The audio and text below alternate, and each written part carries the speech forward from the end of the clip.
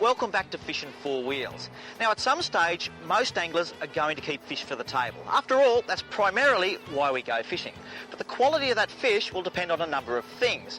The type or species of fish, how that fish is handled immediately upon capture, and perhaps the last job before the cooking process, how that fish is cleaned or filleted.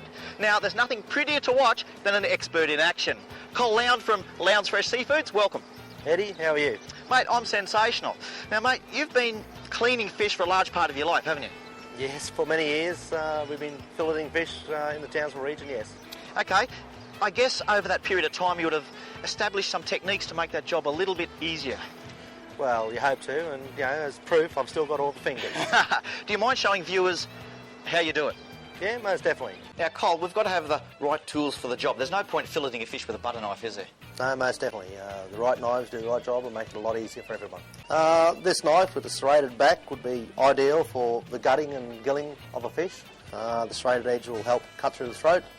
The sharp end will obviously run from the anal up to the gut and take that out. So we could call that a throat knife?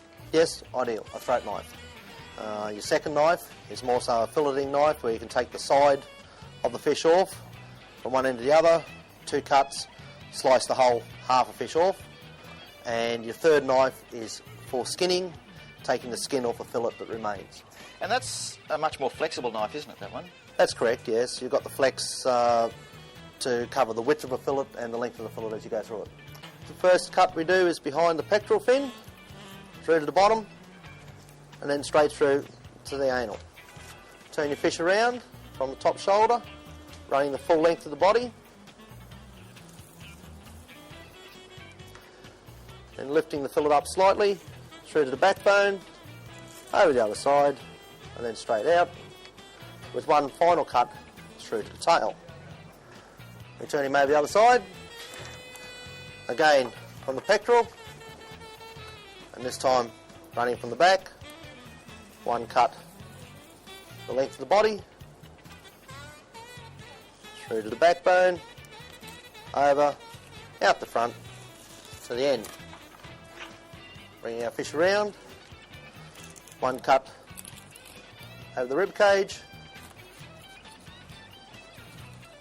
with one swipe, the fillet comes off. Similarly the other side, over the rib cage, one swipe, the fillet comes off. Now, Col, I noticed that you didn't take one side off before finishing the other side. That gives it support when you do the other side? Yes, that's correct. If you take one side off, you've got the head laying down and the whole thing wants to sag. If you leave the whole animal intact and then finally just take the top side and then the other side off and all the cutting has been done, it's a lot easier. Cool. Now there's a little bit more to go, isn't there? Yes, you've just got a final trim there. You've got the belly flap here, a little bit of discoloration. That's just a simple cut there. Then we've got a beautiful fillet of doggy mackerel. Now that can be skinned if you require it, or doggy mackerel skin is very fine.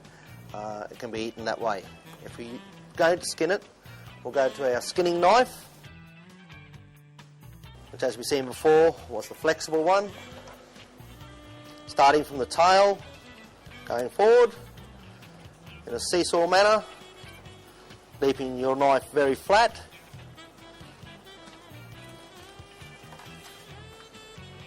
Skin on one side, trim our fillet